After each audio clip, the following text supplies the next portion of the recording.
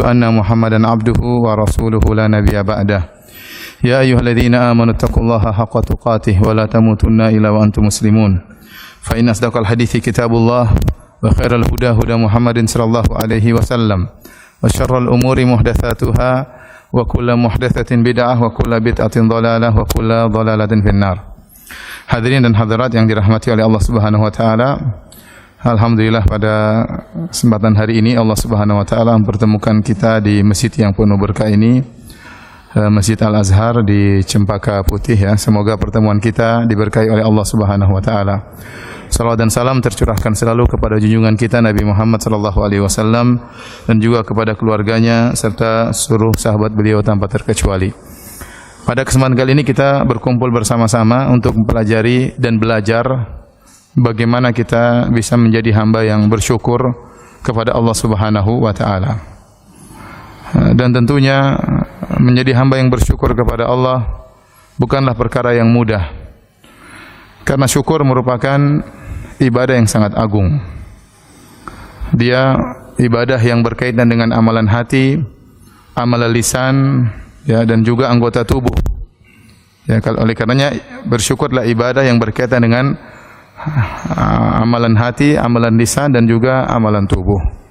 Dan bersyukur adalah setengah dari keimanan. Sebagaimana perkataan Ibnu Qayyim rahimahullahu taala, al-imanu nisfan. Bahwasanya iman itu ada dua, nisfun syukrun wa nisfun sabrun. Bahwasanya iman itu ada dua, setengahnya adalah bersyukur dan setengahnya adalah bersabar. Kenapa beliau bisa mengatakan demikian? Karena kehidupan manusia tidak terlepas dari dua kondisi. Kondisi dia diuji oleh Allah dengan kenikmatan-kenikmatan, atau kondisi dia diuji oleh Allah Subhanahu wa taala dengan kesulitan dan kesulitan. Oleh karenanya Allah Subhanahu wa taala berfirman, "Wa nabluukum bisyarri wal khairi fitnah wa ilaina turja'un." Kullu nafsin dha'iqatul maut, setiap jiwa akan merasakan kematian. Wa nabluukum bisyarri wal khairi fitnah, dan kami akan menguji kalian dengan keburukan dan menguji kalian dengan kebaikan, dan kepada kamilah kalian akan dikembalikan. Ini sering saya sampaikan bahwasanya jangan dibayangkan oleh kita bahwasanya ujian itu hanyalah kesulitan saja. Ya. Bukan hanya sakit, kesulitan, kekurangan harta. Di antara ujian yang Allah berikan kepada hamba-hambanya, nabluukum bil khairi, dan juga apa? Bisyarri wal khairi, kami menguji kalian dengan kebaikan, yaitu dengan kesehatan, dengan waktu luang, dengan kelapangan harta, ya. Sehingga Allah melihat apakah hambanya bersyukur atau tidak. Maka tatkala seorang hamba tidak terlepas dari dua kondisi ini, terkadang mendapatkan kenikmatan, terkadang mendapatkan kesulitan, maka dia berputar di antara dua posisi. Kalau diuji dengan kenikmatan dia bersyukur, kalau diuji dengan kesulitan maka dia bersabar. Dan kalau dia tidak bisa bersyukur maka dia berdosa. Dan kalau dia tidak bersabar tatkala diuji dengan kesulitan maka dia pun berdosa. Maka kalau dia berdosa dia beristighfar. Ya, makanya sebenarnya mengatakan unwanus sa'adah thalatha. Tanda-tanda kebahagiaan itu pada seorang hamba ada tiga perkara. Idza u'tiya syakara, kalau diberi kenikmatan dia bersyukur. Wa idza butuliya sabara, kalau diberi ujian dia bersabar. Wa idza aznaba istaghfar, kalau dia berdosa dia beristighfar. Maka barang siapa yang berpindah kondisinya dalam tiga kondisi ini, diberi kenikmatan dia bersyukur, diberi ujian dia bersabar, tatkala berdosa segera dia beristighfar, maka inilah hamba yang bahagia, hamba yang bahagia. Dan seorang mukmin, ya, dia berusaha beribadah kepada Allah apapun kondisi yang Allah berikan kepada dia. Apakah dalam kondisi lapang ataupun dalam kondisi sempit. Ya. Oleh karenanya Nabi sallallahu alaihi wasallam bersabda, "Ajaban li amril mu'min, innal amrahu kullahu khair." Sungguh menakjubkan perkara seorang mukmin, sungguhnya perkaranya seluruhnya adalah kebaikan, adalah yang terbaik. Wa laysa dzalika illa lil mu'min, dan ini tidak bisa dialami kecuali oleh seorang mukmin. In asabahu sarra syakara, kalau dia mendapatkan kesenangan-kesenangan dia pun bersyukur kepada Allah. Fa kana khairan lahu, maka yang terbaik baginya. Wa in asabahu ad-dharra, kalau dia ditimpa dengan kesulitan-kesulitan, penderitaan, kesempitan, sabar, maka dia pun bersabar. Fa kana khairan lahu, dan ini adalah terbaik baginya. Ya, ini kondisi seorang mukmin yang sejati. Makanya saya ingatkan kepada diri saya dan kepada para hadirin, ya. Masalah keimanan itu bukan cuma teori. Bukan cuma teori, masalah tauhid, masalah akidah bukan cuma teori, harus ada prakteknya. Bagaimana seorang kemudian hafal ayat-ayat, hafal hadis-hadis, sering ikut pengajian, tapi tatkala ada masalah sedikit dia tidak bersabar. Ada masalah sedikit mudah marah-marah. Melemparkan kesalahan kepada orang ini namanya cuma sekedar teori, praktek enggak ada. Ya. Maka seorang mukmin yang sungguhnya kalau diberi kenikmatan dia bersyukur. Ada orang sering ikut pengajian tetapi waktunya bersyukur untuk bersedekah, membantu orang lain, tangannya terasa berat, hatinya terasa berat. Ini teorinya pintar tapi prakteknya tidak ada, ya. Oleh karenanya seorang berusaha menjadi seorang mukmin yang sungguhnya. Jika diberi kenikmatan dia bersyukur, kalau diberi ujian dia bersabar. Kalau dia bersalah dia beristighfar kepada Allah Subhanahu wa taala. Jadi intinya hamba diuji dengan kebaikan dan diuji dengan keburukan. Ya. Tetapi sebagaimana fitrah manusia, kalau kita diberi ujian oleh Allah dengan kebaikan atau keburukan, mending kita memilih diuji dengan apa? Dengan kebaikan. Disuruh milih jadi orang kaya bersyukur atau orang miskin bersabar, mending jadi apa? Mending kaya bersyukur, ya. Itu fitrah antum, ya. Ustadz juga demikian, ya. Kalau disuruh milih, ya mending saya pilih kaya bersyukur, ya, daripada miskin apa? Bersabar. Dan ini perkataan Mutarrif bin Abdullah rahimahullah, beliau berkata, la an u'afa fa ashkur ahabbu ilayya min an ubtala fa asbir. Saya diberi kelapangan oleh Allah Subhanahu wa taala, dijauhkan dari kesulitan, kemudian saya bersyukur, lebih saya sukai daripada saya diuji kemudian saya bersabar, ya. Tetapi jadi masalahnya para hadirin hadirat, ya, kenapa tadi saya katakan ibadah syukur ibadah yang berat?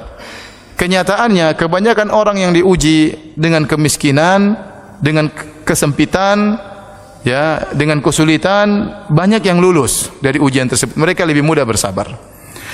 Dan kebanyakan orang yang diuji dengan kekayaan, kelapangan, itu tidak bisa bersyukur. Mereka tidak lulus dalam ujian. Ini jadi masalahnya di situ.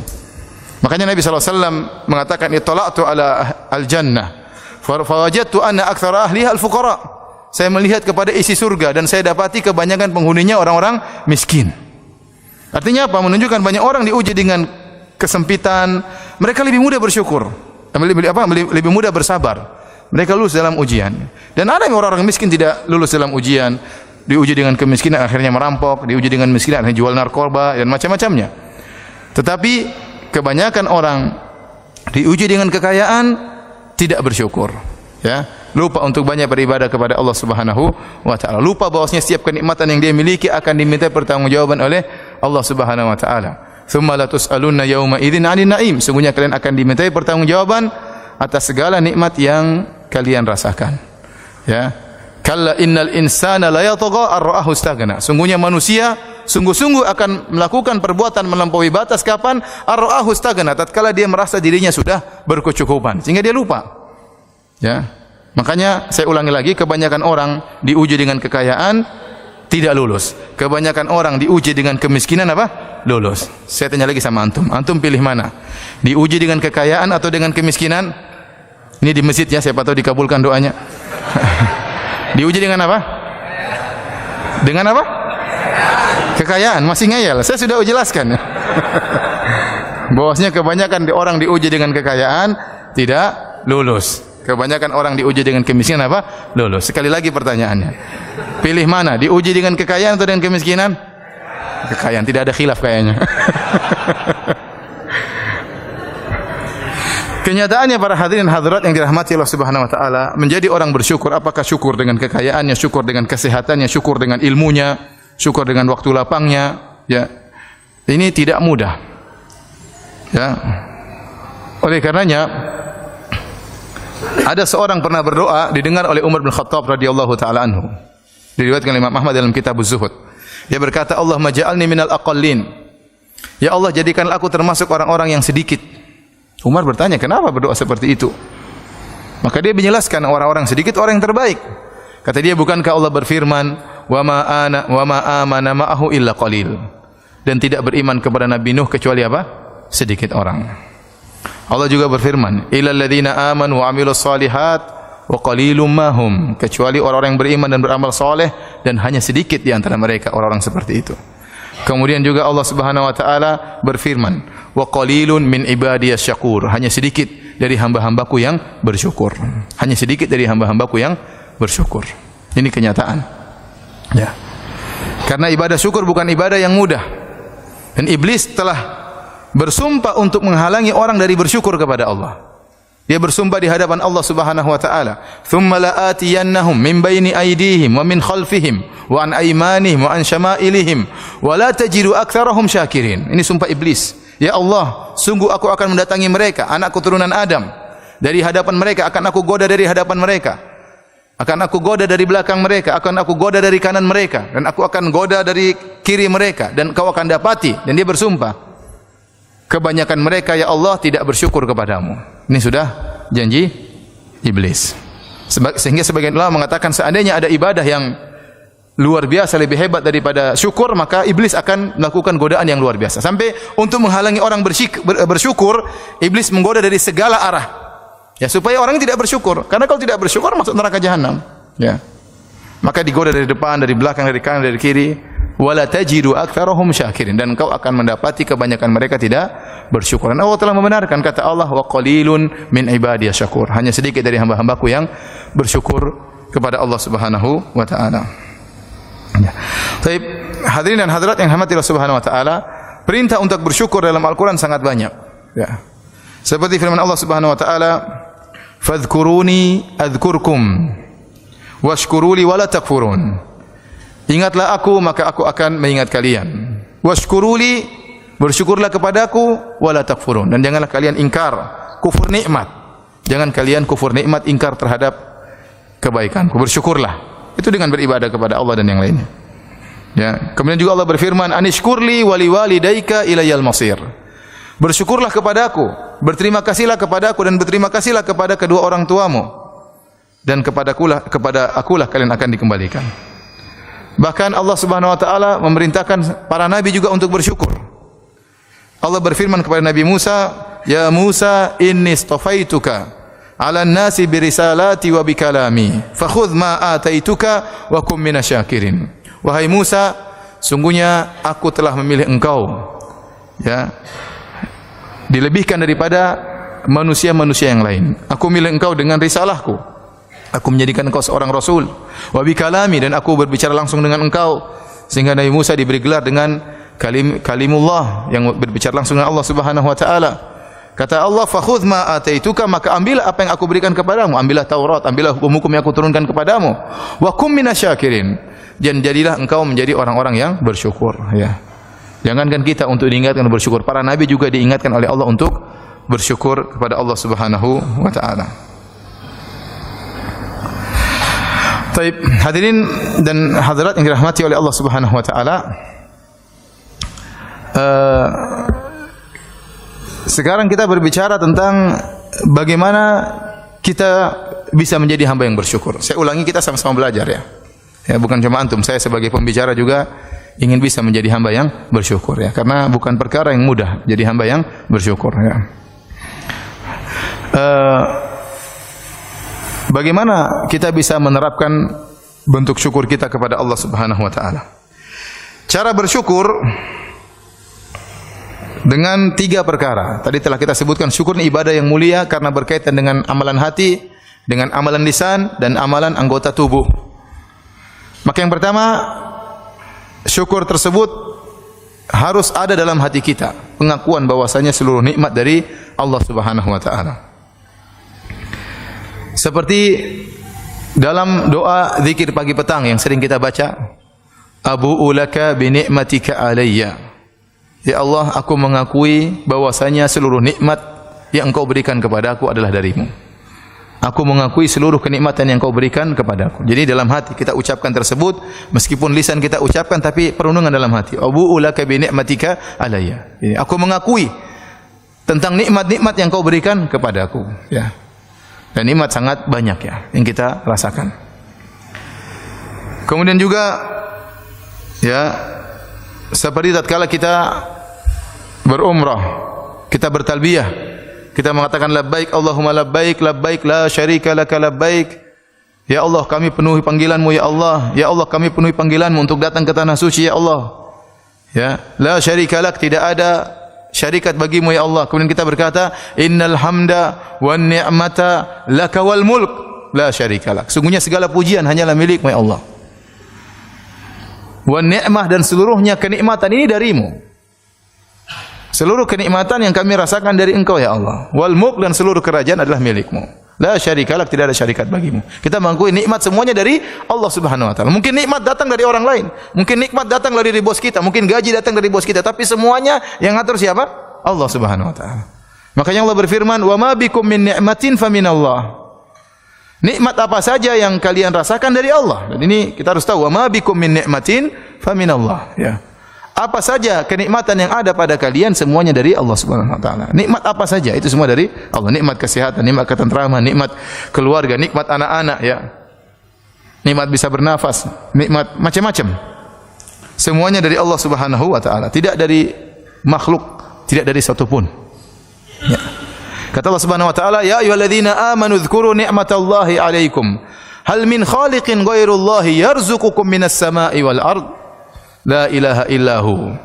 Kata Allah, wahai orang-orang yang beriman, ingatlah tentang nikmat-nikmat yang Allah berikan kepada kalian. Apakah ada pencipta lain yang memberikan rizki kepada kalian dari langit dan bumi? Tidak ada. Tidak ada yang menciptakan kecuali siapa? Allah Subhanahu wa taala. Semua di alam semesta ini adalah milik Allah. Kita harus akui dengan hati kita. Makanya Allah mengatakan, walladzina tad'una min dunillah walladzina tad'una min dunihi ma yamliquna min qitmir. Kata Allah, dan seluruh ya orang-orang yang disembah selain Allah, seluruh sembahan-sembahan, berhala-berhala, sembahan-sembahan yang disembah selain Allah Subhanahu wa taala, ma yamlikuna min qitmir. Mereka tidak memiliki meskipun hanya selaput yang ada di biji korma. Mereka tidak memiliki apa-apa, semuanya dari Allah Subhanahu wa taala. Ya. Tidak ada makhluk yang bisa membuat selaput di biji korma. Selaput yang sangat tipis di biji korma yang kita tidak makan, kita buang, itu yang bisa ciptakan hanya siapa? Allah Subhanahu wa taala. Ya. Kata Allah, "Falyanzuril insanu ila ta'amih, anna sababna al-ma'a sabba, thumma syaqaqna al-ardha syaqqa." Kata Allah, hendaknya seorang manusia melihat terhadap apa yang dia makan. Kita disuruh merenungkan. Nanti makan beras, makan buah apel, makan macam-macam. Dari mana? Ya. Semuanya dari Allah Subhanahu wa taala. Apel kita makan, bijinya dari mana? Biji dari Allah. Tanamnya di mana? Tanamnya di tanah Allah Subhanahu wa taala. Airnya dari mana? Air hujan dari Allah Subhanahu wa taala. Ya, yang membuat biji tersebut bisa mengeluarkan tunas kemudian membelah bumi, itu juga Allah. Tsumma syaqqaqnal arda syaqqa, kami yang belah bumi tersebut. Tidak ada sampai saat ini orang yang bisa menciptakan biji. Kata Allah, wal yakhluqu habbatan. Coba mereka ciptakan biji dalam hadis qudsi, ciptakan biji. Seluruh pakar alam semesta berkumpul, dunia ini seluruh pakar fisika, pakar biologi, ya, seluruh pakar-pakar ilmuwan berkumpul ciptakan biji, kalau taruh di tanah bisa tumbuh? Enggak mungkin. Apalagi ciptakan telur kemudian taruh dieram sama ayam kemudian menetas. Orang Cina bisa bikin telur cuma bisa digoreng doang ya. Tapi kalau dieram menetas enggak ada yang kasih ruh siapa? Allah Subhanahu wa taala. Jangankan telur menetas, biji saja ditanam tumbuh enggak ada yang bisa. Ya, maka semuanya ini dari Allah Subhanahu wa taala. Wa ma bikum min ni'matin faminallah. Apa saja kenikmatan yang kalian rasakan semuanya dari Allah Subhanahu wa taala. Ini harus pengakuan dari hati kita. Ya. Setelah kita mengakui seluruh kenikmatan dari Allah Subhanahu wa taala, ini adalah ibadah hati ya. Maka bersyukur pula dengan lisan. Dengan lisan, dengan memuji Allah Subhanahu wa taala. Dengan memuji Allah Subhanahu. Di antaranya setelah selesai salat kita berzikir subhanallah, subhanallah, subhanallah 3 kali. Kemudian kita berzikir alhamdulillah, alhamdulillah, alhamdulillah. Dan saya berharap kita semua tatkala berzikir selepas salat ya, benar-benar serius merenungkan makna alhamdulillah, alhamdulillah, alhamdulillah. Ada nikmat tersendiri yang Allah berikan, bukan cuma nikmat tatkala kita salat. Setelah salat kita berzikir, ada kenikmatan Allah masukkan ya iman dalam hati kita tatkala kita mengatakan subhanallah sambil kita renungkan maha suci Allah. Betapa banyak orang mensifati Allah dengan sifat yang tidak benar, ya. Betapa banyak orang yang suudzon kepada Rabb-Nya. Betapa banyak orang mengatakan Allah punya anak dan macam-macamnya, ya. Kita bilang subhanallah, maha suci Allah. Kemudian kita mengatakan alhamdulillah, segala puji hanya bagi Allah, segala nikmat dari Allah Subhanahu wa taala. Sambil kita mengatakan alhamdulillah, alhamdulillah, alhamdulillah, ini luar biasa keimanan yang kita rasakan. Jadi kita ucapkan dengan lisan kita sebagai bentuk syukur kita kepada Allah Subhanahu wa taala. Dan Allah adalah Rabb yang suka untuk dipuji. Ya. Oleh karenanya Nabi sallallahu alaihi wasallam ya berkata, "Liyattakhidh ahadukum qalban syakiran." Hendaknya salah seorang dari kalian menjadikan hatinya hati yang bersyukur. Senantiasa bersyukur dengan hati. Kemudian apa? Wa lisanan dzakiran, dan lisan yang senantiasa berzikir sebagai bentuk bersyukur kepada Allah Subhanahu wa taala. Wa zaujatan tu'inuhu ala amril akhirah, dan hendaknya mencari istri yang membantu dia dalam urusan apa? Akhirat. Di antara istri yang bisa membantu kita untuk urusan akhirat adalah istri yang pandai bersyukur. Istri yang pandai bersyukur. Dan saya sampaikan kepada para ibu-ibu, baik yang hadir di kajian kita ataupun yang menonton langsung di Roja TV, ya, ibu-ibu hendaknya menjadi istri yang solehah, yang bantu suaminya untuk pandai bersyukur, ya, karena posisi ibu-ibu sangat urgent dalam masalah syukur kepada Allah Subhanahu wa taala. Seorang suami bisa sangat pandai bersyukur karena istrinya, pengaruh istrinya, dan seorang suami bisa menjadi tamak, ya, hasrat dengan dunia tiada henti-hentinya juga terkadang karena istrinya. Oleh karena ibu-ibu hendaknya menjadi istri yang soleh yang bantu suami untuk bersyukur. Ustadz, kok Ustadz bisa nuduh para istri? Saya bukan nuduh, saya cerita kenyataan.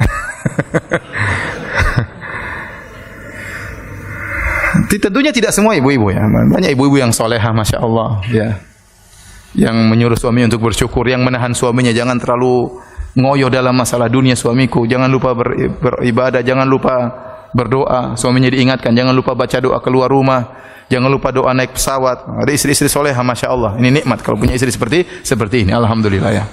Tapi ada sebagian istri membuat suaminya tidak bersyukur, membuat suaminya tamak, ya.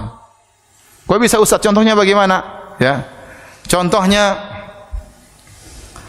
istrinya bilang sama suaminya, "Mas, beli mobil lagi, Mas. Kita yang sudah punya mobil. Tapi mobil tetangga lebih bagus, Mas, beli lagi." Ya. "Tapi kita enggak punya uang, sayangku." "Enggak, Mas, utang aja, Mas. Kita bertawakal kepada Allah setelah itu." Utang bertawakal, ya, utang. Akhirnya utang. Ya, kalau suami sudah kejebak hutang, akhirnya apa? Akhirnya susah, ya. Tamak dia mencari harta karena untuk nutup utang ditagih-tagih orang. Padahal itu keperluan yang bukan urgen, ya. Udah punya rumah, "Mas, kita bikin rumah yang lebih besar, Mas." Ya, akhirnya suaminya ikut-ikutan, dan banyak suami yang nurut sama istri, banyak. Apalagi suami Indonesia banyak. Nurut. Akhirnya istrinya minta rumah baru, cari lagi berusaha bikin rumah yang lebih besar. Akhirnya habis waktunya, kapan bersyukurnya, kapan baca Qur'annya, kapan ngajinya, ya. Istrinya yang berpengaruh. Istrinya bergaul sama orang-orang kaya. Ya, kata orang, kalau Anda ingin menjadi orang yang bahagia, jangan sering bergaul sama orang kaya. Karena kalau Anda bergaul dengan orang kaya, menderita, ya. Ketemu teman, HP-nya lebih bagus. Ketemu teman, mobilnya lebih bagus. Masuk ke rumah teman, rumahnya lebih apa? Bagus. Kayaknya menderita. Ente ingin bahagia, main sama orang miskin. Temu nggak punya mobil. Alhamdulillah saya punya mobil. HP-nya HP jadul. Kita bersyukur HP saya lebih bagus, ya. Nah, apalagi ibu-ibu. Kalau ibu-ibu sudah bergaul sama ibu-ibu yang kaya, ya, waduh. Dan sering terjadi ejek-ejekan di antara ibu-ibu. Ini sering terjadi. Sekali lagi ini bukan menuduh, ya. Tapi apa? Kenyataan. Tentu lagi tidak semua ibu-ibu, sebagian ibu-ibu, ya. Saya tidak ingin mengumumkan dosa, ya. Saya katakan sebagian ibu-ibu. Banyak ibu-ibu yang solehah, ya. Kalau pergi ke pertemuan ibu-ibu, banyak bahan yang sering dijadikan komentar para ibu-ibu, ya.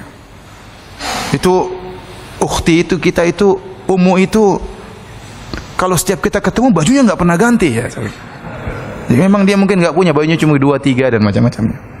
Baju dikomentari, ya. Ketemu lagi orang pakai HP, itu kok HP jadul masih, kamu HP jadul masih dipakai zaman sekarang. Dia kan tersinggung seperti itu, ya.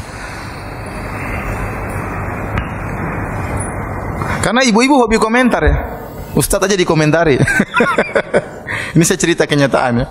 Istri saya tiba-tiba, istri saya apa, negur saya. "Kamu tuh kok nggak pernah ganti baju?" "Bukan ganti baju saya memang warnanya mirip-mirip, ya." Karena ada ummahat yang lapor sama istri saya, Ustadz kok nggak pernah ganti baju?" Kan tersinggung istrinya. Saya tidak tersinggung. Istri saya yang tersinggung, seakan-akan istri saya tidak perhatian sama saya. Karena baju saya coklat tua, coklat muda, warna gelap-gelap. Jadi orang yang matanya kurang jeli akhirnya menyangka bajunya sama saja. Dan memang ada baju yang warnanya sama memang. Disangka bajunya itu-itu aja. Istri saya tersinggung. Akhirnya tiba di Madinah beli baju banyak banget ya. Biar nggak ada yang komentar katanya. Ya. Akhirnya apa kalau seorang ibu-ibu sudah dikomentari, yang dia pulang ke rumah, yang jadi korban suaminya, Mas, sepatu beli 2 dong, 3, sendal beli 2 atau 3. Kenapa? Saya malu, kemana-mana sendalnya itu-itu aja gitu. Dompet juga ganti, Mas, beli berapa gitu, kasihan. Ini akibat bergaul dengan orang kaya. Kalau istri sudah kena penyakit gini, bawa ke orang-orang miskin. Ya, kamu situ main sama orang miskin, biar bersyukur kepada Allah Subhanahu wa Ta'ala. Ingat ya, bukan berarti dilarang bergaul sama orang kaya. Tidak, kita bergaul dengan siapa saja, tapi seorang harus bisa menata hatinya. Harus bisa menata hatinya. Oleh karena dalam suatu ayat Allah mengatakan, ya ayyuhalladzina amanu la yaskhar qaumun min qaumin asa yakunu khairan minhum. Wahai orang yang beriman, janganlah sebagian kalian mengejek sebagian yang lain. Bisa jadi yang diejek lebih baik daripada yang mengejek. Kemudian kata Allah, wala nisaun min nisain. Dan jangan sebagian wanita mengejek wanita yang lain. Asa ayakunna khairan minhun. Bisa jadi yang diejek lebih baik daripada yang mengejek. Sebagian ulama berpendapat, Allah menyebutkan secara umum pertama, wahai orang yang beriman, jangan kalian mengejek. Setelah itu Allah menyebutkan, wahai para wanita. Padahal para wanita termasuk dari orang beriman, tetapi disebutkan secara khusus dalam kaidah dzikrul khas ba'dal am, penyebutan yang khusus setelah umum. Kenapa? Karena seringnya wanita sering mengejek. Ya. Dan benar kata Nabi SAW, ya, bahwasanya kata Rasulullah SAW kepada para wanita, tasaddaqna fa innakunna aktsara hatabi jahannam. Wahai para wanita, banyaklah kalian bersedekah karena banyak di antara kalian penghuni neraka jahanam. Sebagian wanita berkata, lima ya Rasulullah, kok bisa ya Rasulullah? Kata Rasulullah SAW, li'annakunna takfurnal ashir, karena kalian tidak berterima kasih kepada suami, tidak bersyukur kepada suami, nuntut terus kerjanya. Ya. Kemudian wa tukthirna la'nah, karena kalian sering melaknat, sering mengumpat. Sehingga wanita di antara wanita yang lain sering mengejek dalam banyak sisi. Sepatu diejek, HP diejek, dompet diejek, datang ke rumahnya kompro, rumahnya jorok, jadi bahan ejekan banyak. Anaknya enggak diurus, jadi wanita sering mengejek di antara mereka. Sehingga dikhususkan penyebutan mereka karena mereka seperti itu.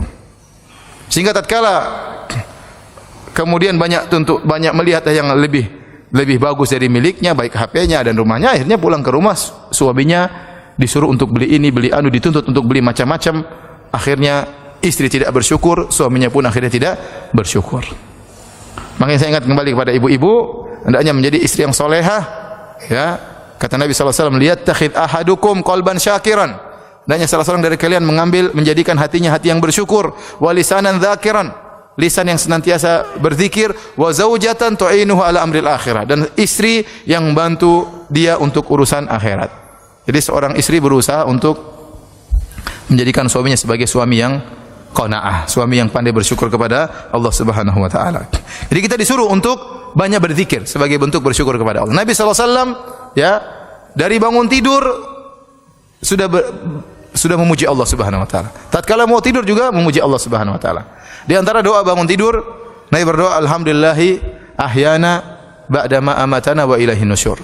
Segala puji bagi Allah. Bangun tidur langsung memuji Allah. Kita juga demikian. Bangun tidur langsung muji Allah, jangan lihat HP langsung. Bangun tidur langsung lihat WhatsApp, jangan. Bangun tidur puji dulu Allah. Alhamdulillahilladzi ahyana ba'da ma amatana wa ilaihi nusyur. Ya. Segala puji bagi Allah yang telah menghidupkan kita kembali. Ya. Setelah mematikan kita. Jadi tidur itu kematian. Kita enggak tahu kalau tidur bisa bangun atau tidak, ya. Makanya Rasulullah SAW waktu doa tidur beliau mengatakan, subhanakallahumma rabbi bika wada'tu jambi wa bika arfa'u in amsakta nafsi faghfir laha wa in arsaltaha fahfadha bima tahfadhu bihi ibadaka shalihin. Ya Allah, dengan Engkau lah aku bisa meletakkan lambungku, bersyukur kepada Allah. Dan dengan sebab Engkau aku bisa mengangkat apa? Lambungku. Ini doa Nabi waktu mau tidur. In amsakta nafsi, kalau kau tahan jiwaku, kau tidak kembalikan lagi jiwaku, faghfir laha, maka ampunilah apa? Jiwaku. Wa in arsaltaha, kalau kau kembalikan jiwaku, fahfadha bima, maka jagalah jiwaku sebagaimana engkau menjaga hamba-hambamu yang saleh. Ya. Tatkala kita bisa hidup kembali, ini nikmat dari Allah. Dalam doa yang lain, Nabi berdoa, alhamdulillahilladzi afani fi jasadi. Segala puji bagi Allah yang berikan aku kesehatan pada jasadku. Wa radda alayya ruhi, dan juga mengembalikan ruhku kepada aku. Wa adzina li bi dzikrihi, dan Allah mengizinkan aku untuk bisa berzikir kepadanya. Ini kita syukuri. Bangun alhamdulillah dalam kondisi sehat. Kemudian alhamdulillah roh masih bisa kembali, masih bisa beraktivitas, masih bisa berbuat baik kepada orang tua, kepada anak istri, masih bisa beribadah, masih bisa sujud, masih bisa istighfar. Banyak orang tidur enggak bisa bangun lagi. Wa adzina li bi dzikrihi, dan masih mengizinkan lisanku untuk berzikir kepada Allah. Ini doa bangun tidur. Mau tidur juga Nabi SAW memuji Allah Subhanahu wa taala. Di antara doa mau tidur Rasulullah SAW baca, yang dibaca oleh Nabi SAW, alhamdulillahilladzi at'amana wa saqana wa kafana wa awana. Wa kam mimman la kafiya lahu wa la mu'wi. Kata Nabi SAW, segala puji bagi Allah yang telah memberikan aku makan, telah memberikan aku minum, telah mencukupkan aku, telah beri naungan rumah untuk aku tidur. Betapa banyak orang yang tidak ada yang memberi kecukupan kepadanya dan tidak ada naungan baginya. Nabi sebelum tidur masih ingat-ingat nikmat Allah Subhanahu wa taala. Hari ini alhamdulillah masih makan, masih kenyang, masih bisa minum. Alhamdulillah masih bisa tidur di rumah. Banyak orang enggak punya rumah, tidur di mana bingung masih ada yang menaungi. Ini Nabi SAW muji Allah Subhanahu wa taala sebelum tidur. Bangun tidur muji Allah, sebelum tidur juga muji Allah Subhanahu wa taala. Dan Allah Subhanahu wa taala adalah Rabb kita yang suka untuk dipuji oleh hamba-hambanya. Makanya dalam hadis, innallaha la yarda an 'abdihi idza an ya'kula akalah fayahmadahu 'alaiha atau an yashraba syarbah fayahmadahu 'alaiha. Sungguhnya Allah ridha kepada seorang hamba jika dia makan makanan maka dia pun memuji Allah, dan jika dia minum minuman maka dia pun muji Allah Subhanahu wa taala. Apa doa kita kalau setelah makan dan minum? Alhamdulillahilladzi at'amani. Kemudian apa doanya? Alhamdulillahilladzi at'amana wa saqana wa ja'alna minal muslimin. Hadisnya sahih atau dhaif? Alhamdulilladzi at'amani hadzal ta'am wa razaqanihi min ghairi haulin minni wala quwwah. Kalau antum baca doa ini dalam hadis yang sahih, maknanya indah. Segala puji bagi Allah yang telah memberikan aku rizki ini, baik makanan maupun minuman. Min ghairi haulin minni wala quwwah, tanpa ada usaha, tanpa ada kekuatan dariku. Semuanya murni dari siapa? Dari Allah Subhanahu wa taala. Ada sebagian ustaz cerita anaknya habis makan baca doa ini. Sudah hafal, masih kecil di Madinah. Alhamdulillah at'amani hadzal ta'am wa razaqanihi min ghairi haulin minni wala quwwah. Segala puji bagi Allah yang memberikan aku rezeki ini tanpa ada kekuatan upaya dariku, wala quwwah, dan tidak ada kekuatan dariku. Dia bilang, "Abi, katanya wala quwwah. Di sini saya makan enggak ada kuahnya, Abi." Disangka makanannya, ya Allah, terima kasih atas kuah yang kau berikan kepadaku. Padahal kuah itu maksudnya apa? Kekuatan. Baik, jadi kita berusaha untuk memuji Allah Subhanahu wa taala. Oleh karenanya di antara hamba-hamba Allah yang sangat pandai bersyukur, tentunya para nabi seluruhnya pandai bersyukur. Di antaranya adalah Nabi Ibrahim alaihissalam. Allah mensifati Nabi Ibrahim dengan pujian yang luar biasa. Kata Allah Subhanahu wa taala, "Inna Ibrahim kana ummatan qanitan lillah hanifan wa lam yakun minal musyrikin syakiran li an'umi ijtabahu wa hadahu ila siratal mustaqim." Kata Allah, sungguhnya Ibrahim itu adalah qudwah ummah, yaitu adalah teladan. Kemudian senantiasa beribadah kepada Allah Subhanahu wa taala, hanifan, jauh dari kesyirikan, condong kepada tauhid, dan tidak pernah berbuat syirik sama sekali. Kemudian kata Allah, syakiran li an'umi, senantiasa bersyukur dengan nikmat-nikmat yang Allah berikan kepadanya. Allah menggunakan kalimat syakiran, itu isim fa'il. Kalau isim fa'il itu menunjukkan senantiasa, syakiran. Senantiasa bersyukur kepada Allah li'an umi, atas nikmat-nikmat yang Allah berikan kepadanya. Perhatikan di sini Allah menggunakan wazan af'ul li'an umi, karena nikmat itu wazannya bisa dijamak dengan ni'am. Di antaranya bisa an'um. Apa bedanya? Mufradnya nikmatun, bisa dijamak dengan ni'am, wazannya fi'al, bisa dijamak dengan An'um wazannya af'ul. Bedanya di mana? Dalam bahasa Arab untuk menjamak menggunakan timbangan huruf yang lain. Kalau Indonesia dijamak jadi ulang ya. Manusia ya. Orang ya. Masjid. Kalau bahasa Arab enggak, masjid jadi masajid. Ya. Ada perubahan di antaranya ya, dirubah tambahan huruf atau yang lainnya ya. Jadi kalau menerjemahkan bahasa Arab terkadang jadi panjang banget ya. Karena kalau sudah jamak jadi apa? Diulang ya. Kereta ya. Pertolongan jadi panjang. Nah, kalau orang Arab ni'mah mufradnya kata tunggal bisa dirubah menjadi ni'am atau an'um. Nah, kalau apa bedanya? Jadi dirubah dengan jamak taksir ya. Jamak taksir bisa dua makna. Ada namanya jam'ul kasrah, ada nama jam'ul qillah. Jam'ul kasrah itu timbangan huruf yang menunjukkan benda tersebut banyak, lebih dari 10. Adapun jam'ul qillah itu timbangan huruf yang menunjukkan benda tersebut banyak tapi kurang dari 10. Namanya jam'ul qillah. Dan Allah tatkala menunjukkan Nabi Ibrahim alaihissalam bersyukur, Allah menggunakan syakiran li an'umih. Yaitu dia senantiasa bersyukur li an'umih yang menunjukkan jam'ul qillah, jamak yang menunjukkan nikmat tersebut antara 3 sampai 9. Sedikit.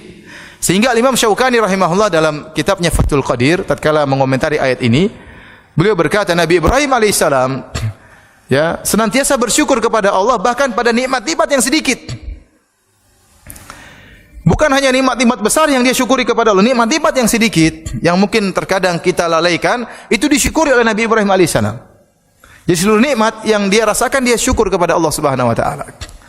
Kita kalau mensyukuri nikmat-nikmat besar sering atau dapat proyek besar, kita masya Allah alhamdulillah bersyukur kepada Allah Subhanahu wa taala.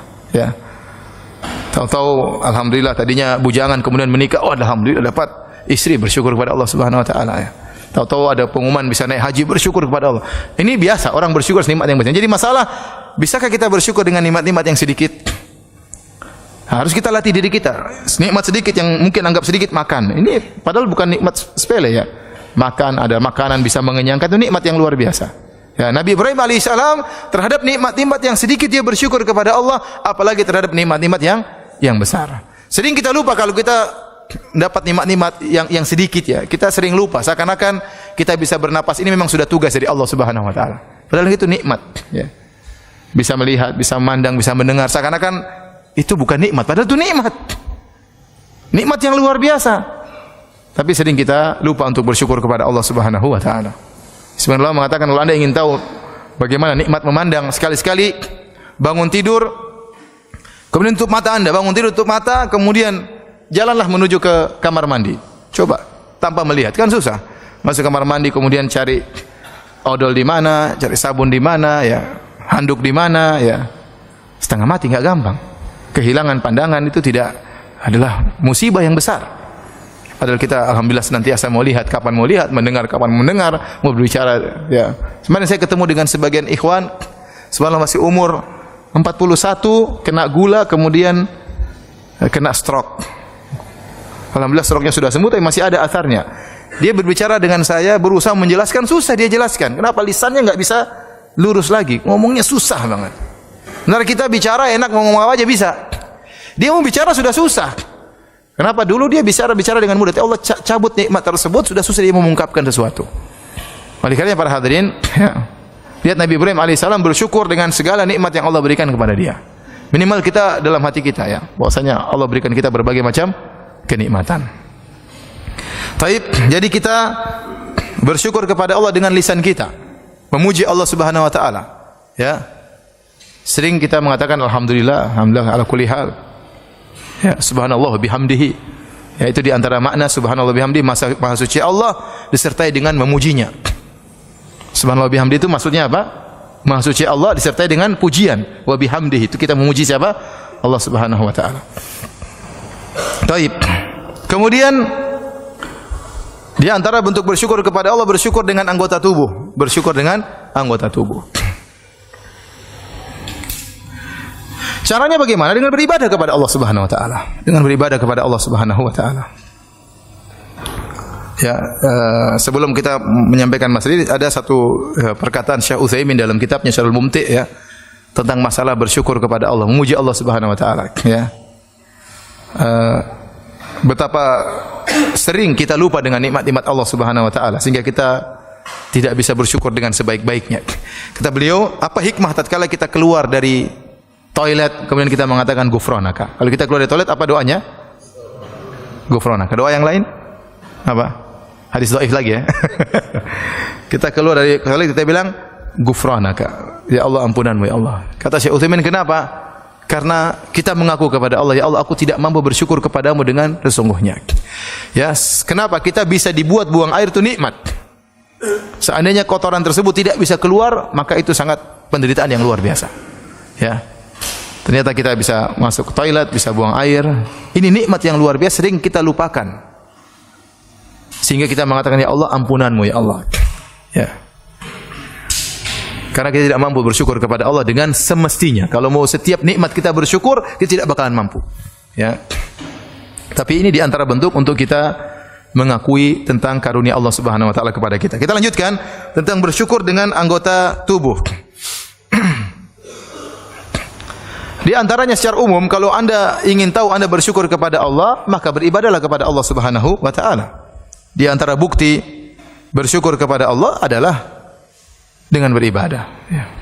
Dengan beribadah kepada Allah. Oleh karenanya, ya, tatkala Allah Subhanahu wa taala memberikan kenikmatan yang luar biasa kepada Nabi Sulaiman. Nikmat yang luar biasa, kerajaan yang luar biasa sampai Nabi Sulaiman menguasai para jin, bahkan syaitan juga dikuasai oleh Nabi Sulaiman. Ya, angin dikuasai oleh Nabi Sulaiman, pasukannya juga pasukan hewan, bisa berbicara dengan bahasa hewan, luar biasa. Tidak pernah Allah berikan kepada nabi-nabi yang lain, dan Allah tidak akan berikan lagi kepada nabi-nabi yang lain. Karena dia berdoa dengan kata dia, habli mulkan la yambagi li ahadin min ba'di. Ya Allah, berikanlah aku kerajaan yang tidak boleh lagi kepada seorang pun setelahku. Maka Allah berikan dia berbagai macam mukjizat. Setelah Allah sebutkan tentang nikmat-nikmat tersebut kepada Nabi Sulaiman, kata Allah, i'malu ala Dawud syukran wa qalilun min ibadiyas syakur. Kata Allah, beramalah wahai keluarga Daud, yaitu Sulaiman bin Daud, Nabi Sulaiman dan dia keluarga Daud, kan ayahnya Daud alaihissalam, syukran sebagai bentuk bersyukur kepada Allah. Wa qalilun min ibadiyas syakur, dan hanya sedikit dari hamba-hambaku yang bersyukur, ya. Jadi di antara bukti Anda bersyukur, Anda beramal saleh. Enggak usah banyak teori. Saya ini orang bersyukur tapi salat malas. Ini ngomong kosong itu. Ya. Saya orangnya bersyukur kepada Allah, tapi zikir juga malas, enggak pernah baca Quran. Syukur dari mana? Ya. Saya bersyukur kepada Allah, tetapi pelit kalau bersedekah. Syukur dari mana? Kita enggak pengin banyak teori, pengin prakteknya. Kalau Anda banyak beribadah, berarti Anda bersyukur kepada Allah. Karena yang berikan rezeki kepada Anda adalah Allah Subhanahu wa taala. Ya. Kita saja kalau kita kerja sama seorang bos kita nyuruh kita apa saja, kita nurut atau tidak? Nurut. Mau jam berapa saja kita datang, kita nurut karena kita bersyukur kepada bos. Padahal nikmat yang Allah berikan kepada kita luar biasa. Ya. Maka bukti Anda bersyukur kepada Allah, Anda taat kepada Allah, beribadah kepada Allah Subhanahu wa taala. Di antaranya Nabi SAW menyebutkan tentang mensyukuri apa namanya, engsel-engsel tubuh. Ini apa namanya ini? Sendi-sendi tubuh. Engsel ya. Sendi-sendi tubuh. Alhamdulillah kita bangun pagi bisa gerak, bisa macam-macam ya. Ya. Antum bayangkan kalau bangun pagi kemudian kena asam urat, kan setengah mati ya. Bayangkan jalan setengah mati. Saya ketemu teman masih muda, ketemu di mana? Ustaz Firanda, ya. Tahu-tahu pakai tongkat 2. Kenapa kakinya? Asam urat Ustaz, kasihan. Ada orang badan kekar, kemarin ketemu, kemarin jalan minggu-minggu. Kenapa? Badannya kekar, asam urat. Mau apain? Ada orang sudah susah lututnya, ya, sakit terus. Kenapa? Katanya pelicinnya sudah habis lah, macam-macam lah. Kita alhamdulillah gerak-gerak macam-macam mudah. Coba lihat orang kalau kena apa namanya, orang bilang apa? Saraf terjepit itu, waduh, itu sakitnya luar biasa. Makanya Nabi SAW berkata, yusbihu ala kulli sulama min ahadikum sadaqah.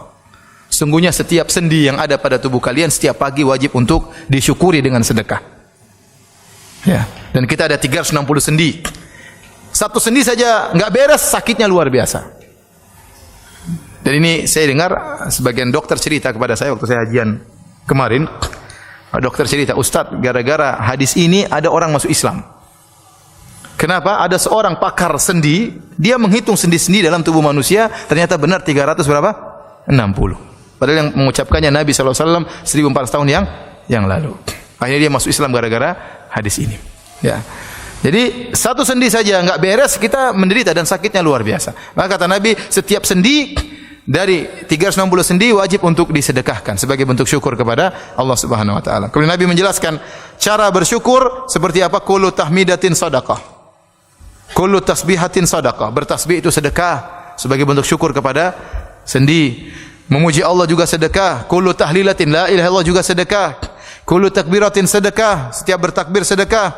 Amrun bil ma'ruf sedekah. Menyeru orang kepada kebaikan sedekah. Wa nahyun 'anil munkar, mencegah orang dari perbuatan munkar juga sedekah. Kemudian kata Nabi, wa yujzi an dzalika rak'atani yarka'uhuma minadh-dhuha. Dan cukup mewakili itu seluruhnya dengan salat 2 rakaat di waktu apa? Duha. Itu sebagai bentuk syukur Anda kepada Allah. Jadi syukur beribadah kepada Allah Subhanahu wa taala. Semakin Anda banyak bersyukur, banyak beribadah, Anda membuktikan Anda banyak bersyukur. Makanya Nabi SAW waktu salat sampai kakinya bengkak, ya, maka istrinya bertanya, Rasulullah, Anda salat sampai seperti ini, ya, hatta tatawarram qadamah, sampai keduanya kakinya bengkak, pecah-pecah. Kata Nabi SAW, afala akunu abdan syakuran. Kenapa aku tidak menjadi hamba yang bersyukur kepada Allah Subhanahu wa taala? Jadi saya ingatkan kepada hadirin dan hadirat, ya, bukti yang paling nyata Anda bersyukur adalah dengan beribadah. Ya, Anda bersyukur dengan hati, iya, itu penting. Dengan mengakui segala nikmat dari Allah Subhanahu wa taala. Bersyukur dengan lisan, dengan memujinya, itu juga penting. Yang paling penting praktek dengan ibadah. Ibadah apa saja? Ya, berbakti kepada orang tua berarti Anda bersyukur kepada orang tua dan bersyukur kepada Allah, karena Allah yang suruh Anda berbakti kepada kedua orang tua. Bersedekah, salat malam, salat duha, salat berjamaah, bersyukur kepada Allah. Mumpung Anda masih bisa berjalan, langkahkanlah kaki Anda menuju ke masjid untuk salat berjamaah, ya.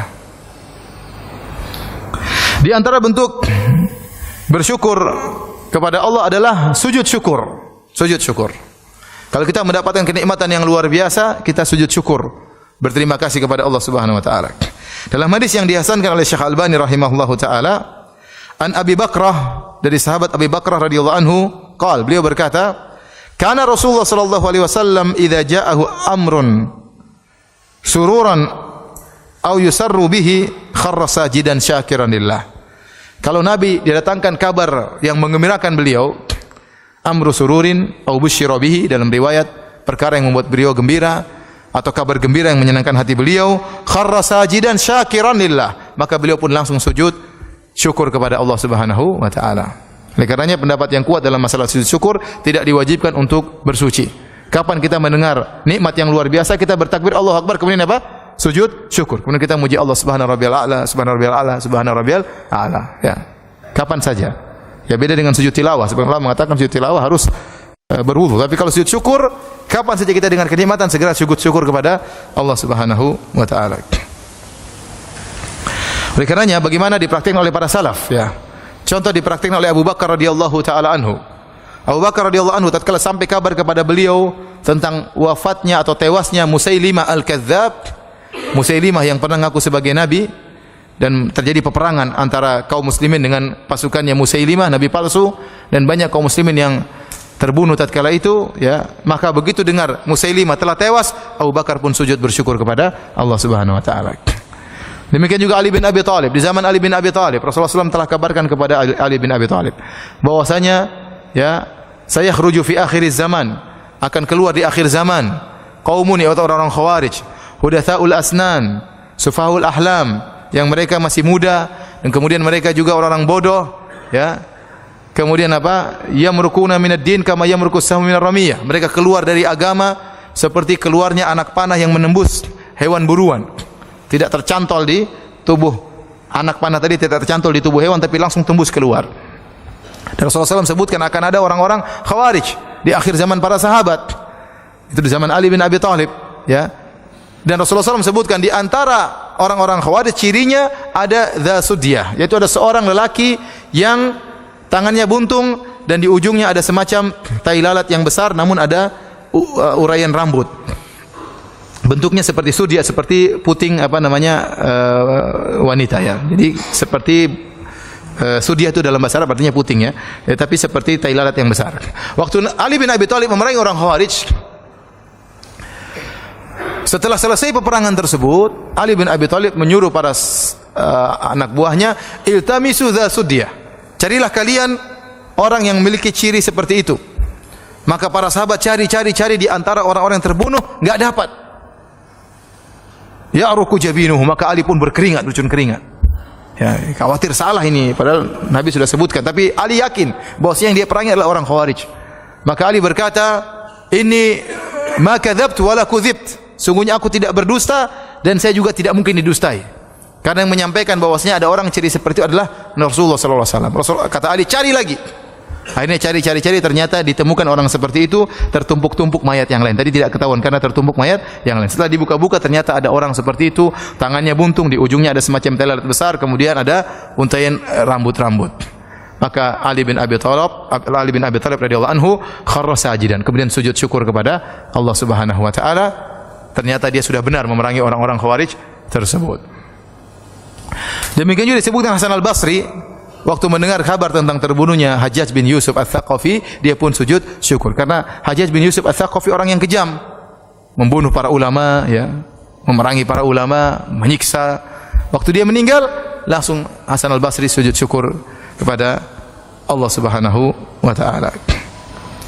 Baik hadirin dan hadirat yang dirahmati Allah Subhanahu wa taala, sekarang kita akan bahas, ya, apa sih perkara-perkara yang bisa membantu kita untuk bersyukur kepada Allah Subhanahu wa taala. Perkara-perkara yang bisa membantu kita untuk bisa bersyukur kepada Allah Subhanahu wa taala. Di antaranya yang pertama, sebagaimana dalam hadis yang masyhur, yaitu dalam masalah dunia suruh lihat ke bawah, jangan lihat ke atas. Rasulullah SAW bersabda dalam hadis Abu Hurairah radhiyallahu anhu, ya, riwayat Tirmidzi, kata Nabi SAW, "Unzuru ila man huwa asfala minkum, wa la tanzuru ila man huwa fawqakum, fa innahu ajdaru alla tasdaru ni'matallahi alaikum."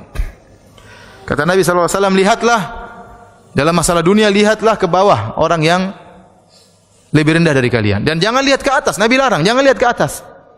Nabi larang. Ini bukan anjuran, larang. Kata Nabi, "Wa la tanzuru", jangan lihat ke atas. Fa innahu ajdaru alla tasdaru ni'matallahi alaikum. Kalau kalian lihat ke bawah, kalian tidak akan pernah meremehkan nikmat Allah Subhanahu wa taala.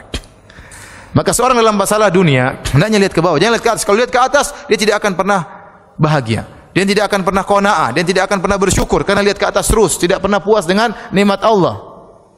Maka suruh lihat ke bawah. Bagaimanapun kondisi kita, ikhwan dan akhwat, bapak dan ibu yang dirahmati Allah Subhanahu wa taala, bagaimanapun sulitnya kondisi kita, pasti ada orang lebih sulit daripada kita. Pasti ada orang lebih sulit daripada kita.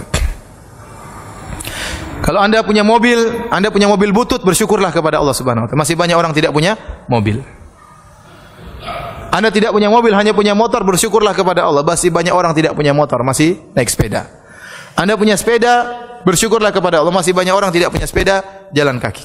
Anda tidak punya sepeda, ya, hanya berjalan kaki, bersyukurlah kepada Allah. Masih banyak orang tidak bisa jalan. Ya. Oleh karenanya, begitupun kondisi seorang kalau lihat ke bawah, dia akan bersyukur kepada Allah Subhanahu wa taala. Tapi kalau lihat ke atas, masalah dunia tidak akan pernah berhenti. Manusia tidak ada titik klimaks dalam mencari harta, tidak ada titik klimaks dalam mencari kepuasan. Sudah punya rumah, ingin punya rumah banyak lagi. Sudah punya mobil, ingin punya mobil banyak lagi. Ini sifat manusia. Kata Nabi sallallahu alaihi wasallam, "Lau kana li ibni Adam wadiyani min dhahab, labtaghu thalithan. Wa ma yamla'u jawfa ila turab." Seandainya anak Adam memiliki 2 lembah emas, dia akan mencari lembah yang ketiga, dan dia tidak akan berhenti kecuali setelah mulutnya dipenuhi dengan pasir. Udah mati baru selesai. Selama dia masih hidup, dia tamak. Dan kita mendapati beberapa orang sudah tua. Harusnya orang ini istirahat beribadah kepada Allah. Sudah kaya, seandainya dia tua miskin, ya mungkin kita tanggung jawab sebagai kepala rumah tangga. Ini udah tua, udah punya kekayaan, masih saja sibuk urusan dunia, tidak berhenti-berhenti. Menyedihkan. Kapan dia sisihkan waktu untuk beribadah kepada Allah Subhanahu wa taala?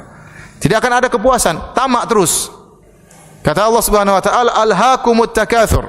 Kata Allah, "Alhaakumut takatsur hatta zurtumul maqabir." Kalian telah dibuat lalai oleh at-takatsur.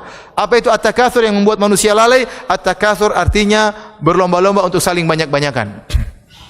Ini membuat kita lalai. Seorang sudah punya rumah, pingin punya rumah besar. Kalau memang dia pingin punya rumah lebih besar karena ada keperluan, anaknya tambah banyak, istrinya tambah banyak, ya nggak jadi masalah. Ini anaknya 2, istrinya cuma 1, terus mau rumah besar-besar, ngapain? Karena untuk membangun rumah ini benar-benar melalaikan. Antum kira bangun rumah nggak lalai? Melalaikan. Pertama cari tanah dulu, putar-putar sana sini, belum tentu dapat. Kemudian tawar-menawar tanah, kemudian macam timbun, kemudian bangun, ditongkrongi, ngurusi tukang dan macam-macamnya. Belum rubah-rubah ini, rubah anu, belum pilih ini, beli anu. Akan orang bangun rumah terkadang setahun 2 tahun. Kalau ternyata hanya sekedar untuk perbanyak-banyakan, tidak ada maslahat yang mengharuskan dia punya rumah besar, hanya habisin waktu. Ini benar, kapan baca Quran, kapan mau ikut pengajian, kapan mau macam-macam, susah. Jadi yang buat orang banyak lalai bukan masalah tidak cukup. Kalau orang tidak cukup kemudian karena miskin dia berusaha, kita bilang kita kasih uzur. Dia udah kerja ternyata gajinya tidak mencukupi untuk menafkahi anak istrinya. Dia kerja part time. Banyak orang seperti ini. Ini kita mungkin kasih uzur. Bagaimana lagi? Daripada dia ngemis, mending dia kerja lagi. Yang penting tidak meninggalkan sholat 5 waktu. Yang kita bicarakan bukan orang yang kekurangan, tapi sudah cukup tapi enggak puas. Dan banyak yang model seperti ini. Udah punya mobil, udah cukupi, pingin yang lebih. Ah ini ganti dah, ini kepingin ini tahun sudah 5 tahun, ganti yang lebih baru lagi, ganti lebih baru lagi. Ngapain?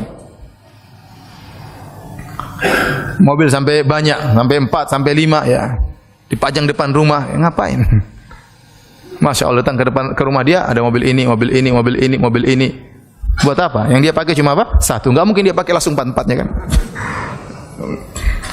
Ya akhi, ini semua dihisab nanti oleh Allah Subhanahu wa taala. Ini semua akan ditanya oleh Allah Subhanahu wa taala.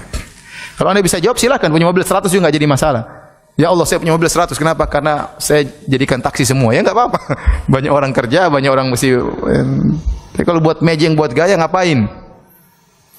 Jadi yang buat orang banyak binasa, terlalaikan bukan karena kekurangan tapi karena berlomba-lomba, tidak ada kepuasan.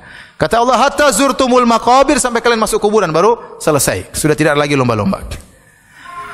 Oleh karena dalam masalah dunia, jangan lihat ke atas. Kalau Anda lihat ke atas, Anda tidak akan pernah bahagia. Tidak pernah akan bahagia. Kapan Anda mencapai rasa qanaah, Anda akan bahagia. Oleh karenanya qanaah itu temannya syukur itu kebahagiaan temannya qanaah. Kapan Anda bersyukur, kapan Anda qanaah, Anda akan bersyukur. Kapan Anda bersyukur, Anda akan bahagia. Kapan Anda tidak qanaah, Anda tidak akan bersyukur. Kapan Anda tidak bersyukur, Anda tidak akan pernah bahagia. Saya sering sampaikan, bisa jadi seorang supir lebih bahagia daripada majikannya. Saya ketemu dengan seorang supir murah senyum, ya, ramah, tidak ada wajah sumpek, senang-senang saja. Oh ya Ustaz, ya Ustaz. Saya tanya, Pak, kok senyum-senyum terus? Ya kita akan bersyukur Ustaz. Kita terima apa adanya Ustaz. Kalau kita bersyukur enak hidup ini Ustaz. Ini nyeramahi Ustaz, kurang ajar kan. Majikannya belum tentu. Mungkin naik mobil lebih mewah, mungkin banyak pikiran macam-macam, belum tentu. Ya. Makanya kebahagiaan itu bukan hanya dimiliki orang kaya, yang penting Anda qanaah, Anda akan bersyukur. Kalau Anda bersyukur, Anda pasti bahagia. Anda pasti bahagia. Ya.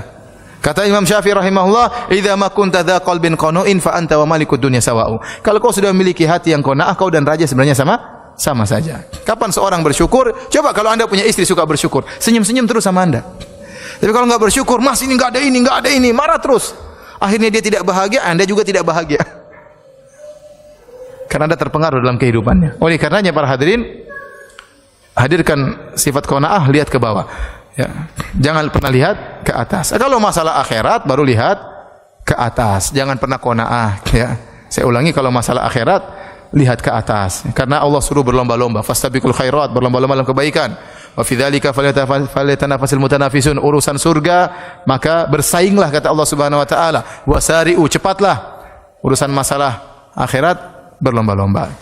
Jangan qanaah. Ya. Antum kok cuma salat di rumah, tidak salat di masjid. Oh alhamdulillah, masih banyak orang tidak salat. Saya salat di rumah, alhamdulillah. Qanaah. Antum kok cuma salat seminggu sekali. Oh alhamdulillah, masih banyak orang salat setahun sekali. Masih mending saya, ya mending, nerakanya masih lebih mending daripada nerakanya dia bilang.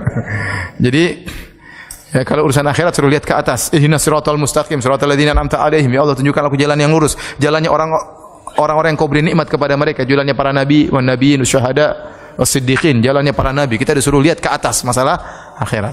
Jadi jangan terbalik, sebagian orang masalah akhirat qanaah, masalah dunia tidak puas. Seharusnya masalah dunia qanaah, masalah akhirat jangan pernah apa?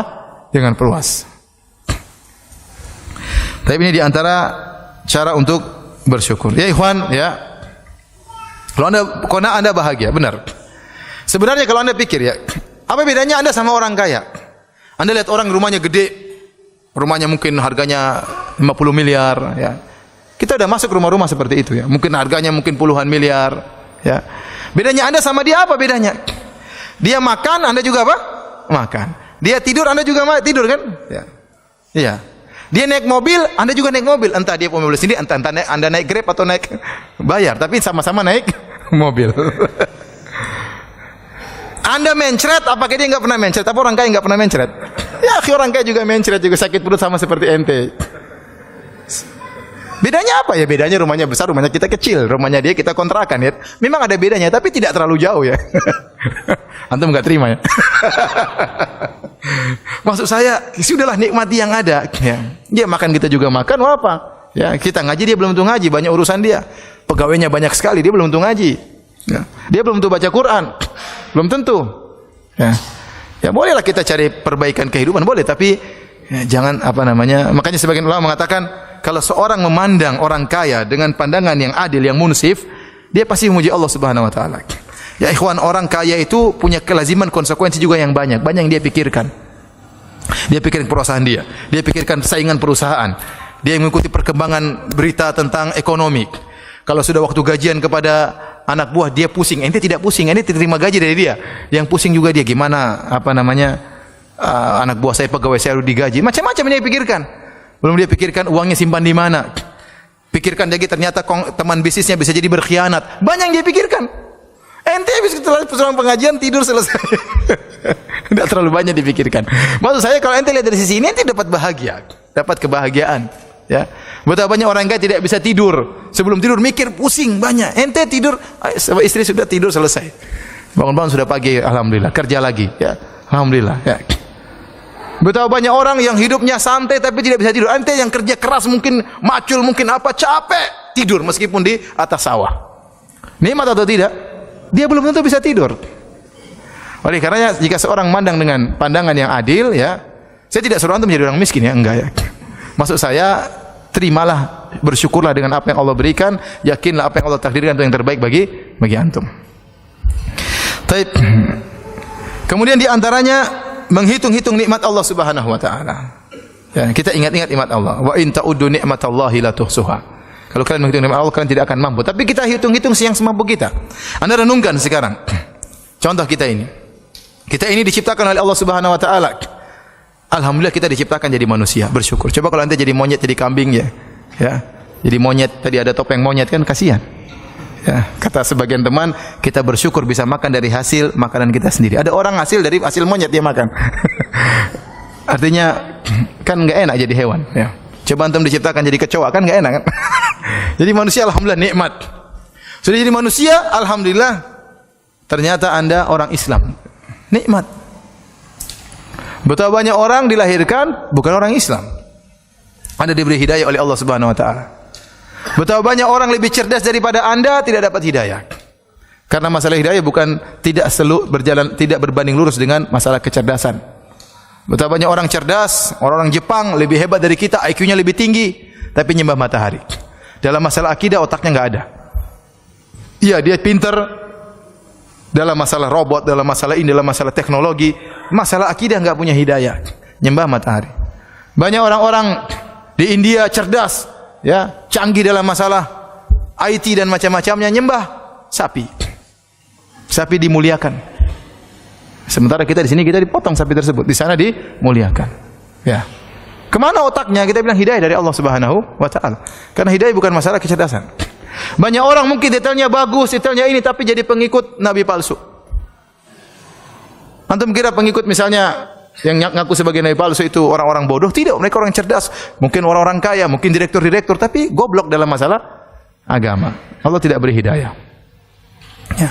Gimana seorang kemudian menyembah batu, menyembah patung, ya. Saya ingat selalu cerita teman saya, ada seorang polisi di Madinah, ya. Suatu saat dia pergi ke Sri Lanka dengan dia suka berdakwah, ya. Dia suka berdakwah dan dia polisi. Dia dulunya adalah kepala polisi di Masjid Nabawi. Dia pergi ke Sri Lanka, kemudian dia sengaja ingin pergi ke tempat peribadatan. Ada orang nyembah-nyembah patung di sana. Kemudian dia pergi bawa penerjemah karena dia nggak bisa bahasa Sri Lanka.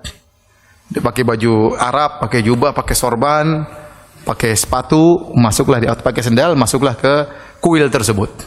Begitu dia masuk disuruh lepas sendal, dia lepas. Ini juga lepas. Kata ini juga baju lepas. Enggak, silakan. Biasa dia pangkatnya tinggi suka perintah orang ya. Maka dia berjalan. Saya berjalan sampai masuk ke dalam kuil tersebut, ada patung gede diibadahi, ada pendeta di situ menjaga patung tersebut. Maka kemudian dia cerita sama saya bikin masalah Firanda.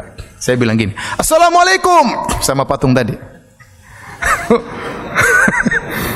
Pendetanya kaget, orang-orang juga kaget karena dia teriak keras. Saya sengaja keras kata dia. "Assalamualaikum." Teman yang terjemahnya takut. Ada apa kata dia. Ulang lagi. "Assalamualaikum" 2 kali. Yang orang ramai semua perhatikan. Sampai 3 kali. "Assalamualaikum" dengan suara yang keras. Pendeta dia bilang, "Ada apa ini?" Suruh terjemahin bilang, "Saya ini beri salam sama Tuhannya, kenapa enggak dijawab?" Orangnya takut. Aduh gimana ini? Terjemah katanya. "Saya enggak berani, kalau kau tidak terjemah saya bikin lebih parah daripada ini," katanya. Akhirnya dia terjemah. Terjemah dia bilang, "Ini tadi beri salam, katanya kenapa Tuhannya tidak jawab?" Kata pendeta tadi, dia punya ruh tapi kita tidak tahu. Terjemahin sama dia, kalau ruh itu seperti saya, mata bisa buka-buka, bisa ngomong. Ini patung, dan dia sudah sengaja bawa batu di sini. Itu patung sama dengan batu ini. Nih. Subhanallah, di depan pendeta dia ambil batu-batu. Itu patungmu itu nggak dengar, nggak ngelihat, sama seperti batu ini, katanya, dibuang. Waduh. Terjemah kata.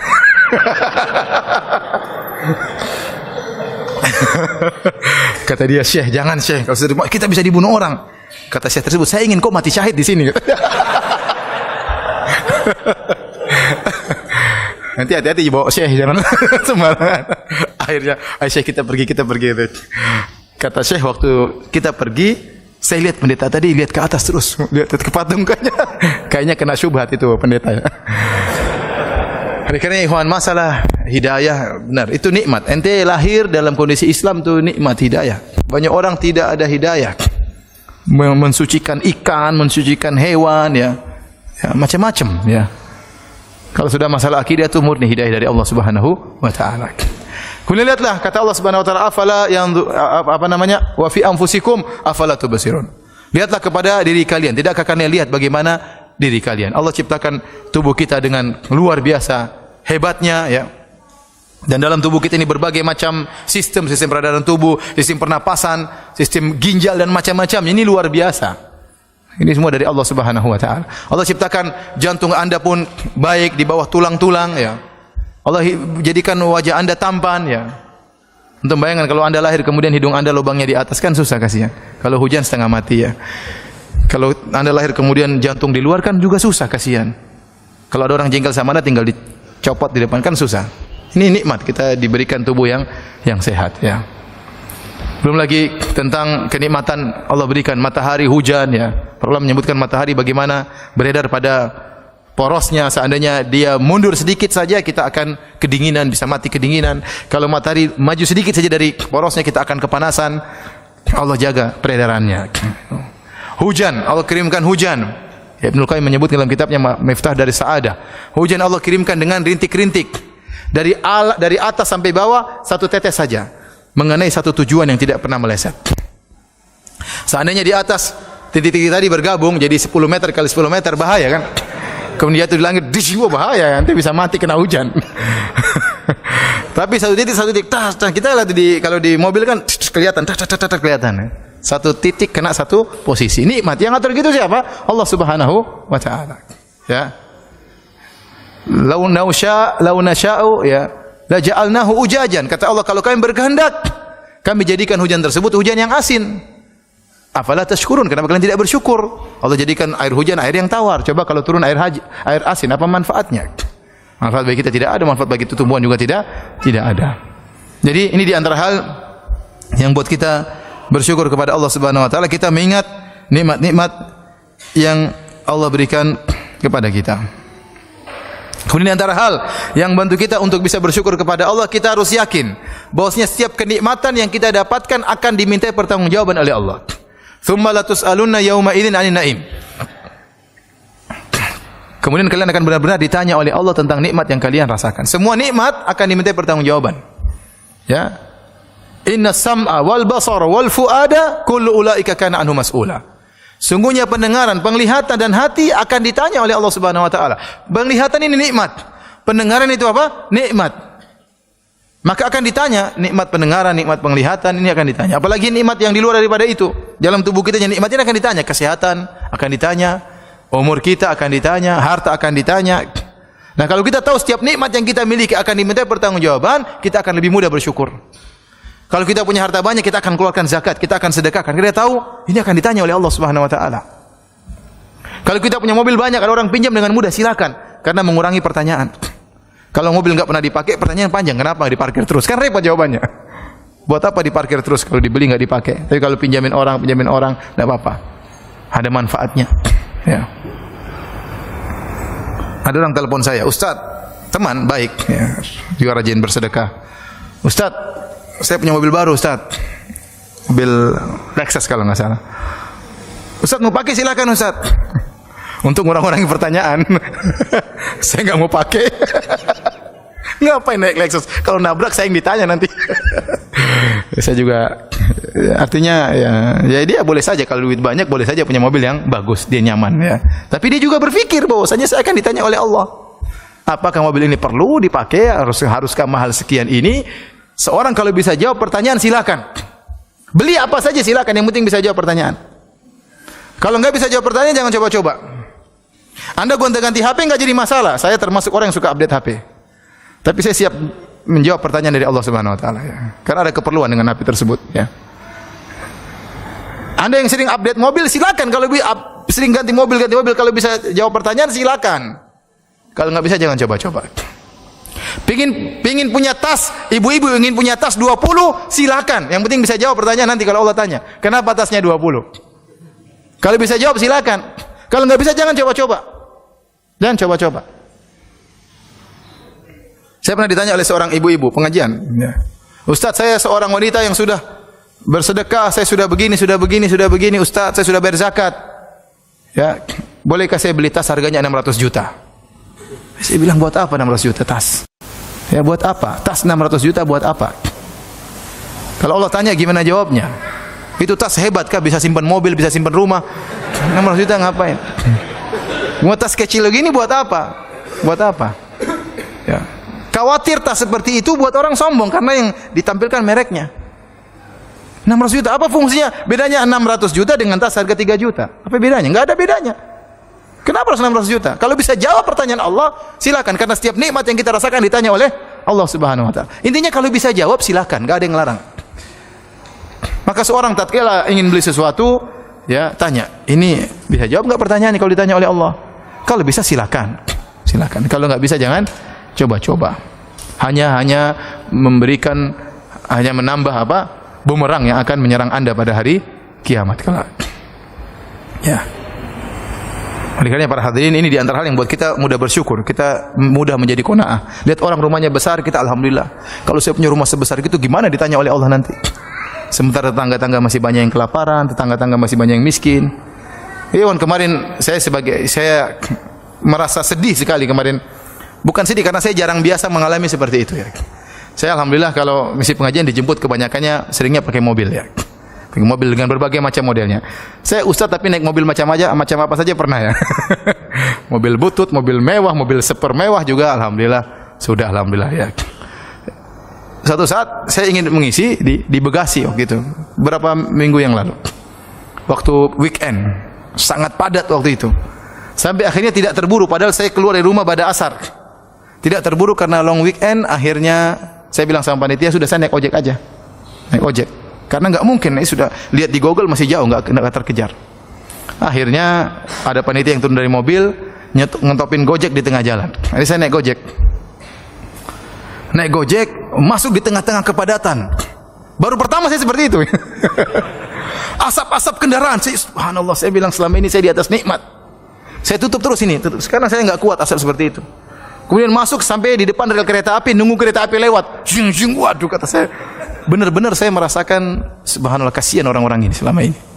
Ya mungkin mereka biasa, saya tidak terbiasa, kaget merasakan seperti itu. Ya, ibu-ibu, ada yang gonceng orang tua, ada yang anak-anak. Saya lihat sendiri itu, padat sekali waktu itu. Ya, saya sering lihat mereka, tapi saya tidak terpikirkan kalau seperti itu parahnya. Karena melihatnya dalam mobil, kasihan. Ini sekarang saya turun langsung, baru saya rasakan apa?